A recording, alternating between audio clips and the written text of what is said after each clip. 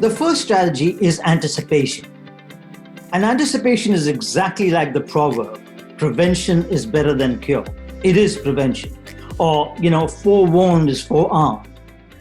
Anticipation means that you are on the lookout for unexpected events. And I remember I said mindful leaders are important because they expect the unexpected.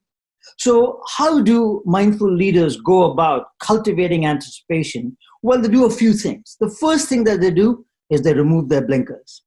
They get out of their tunnel vision so that they can truly see the world in its expansiveness, in its true complexity. Once they have done that, they rely on two strategies for seeing more and seeing better. The first is foresight, seeing further ahead, seeing more clearly what kinds of dangers lie ahead. I can't think of a single mindful leader who wants to be the captain of the Titanic.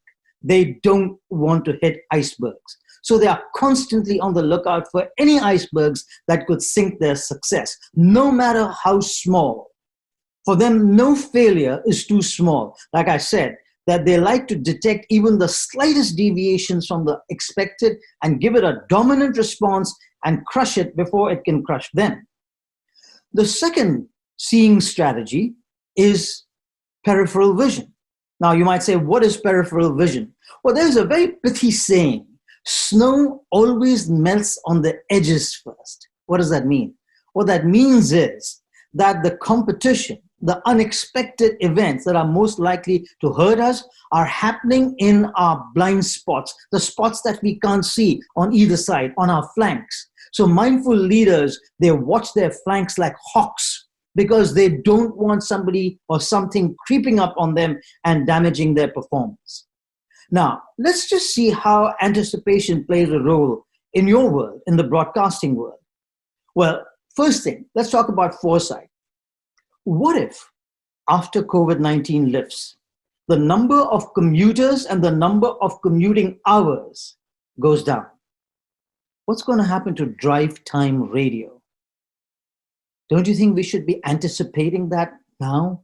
And that's where foresight can help. As for snow melting on the edges, it's already happening, even as I'm speaking to you or with you. Panera is a restaurant. It's selling groceries. Now you might say, well, it's pivoting. Well, okay, fine. But if they could be selling groceries today, what prevents them from continuing to sell groceries once COVID-19 lifts?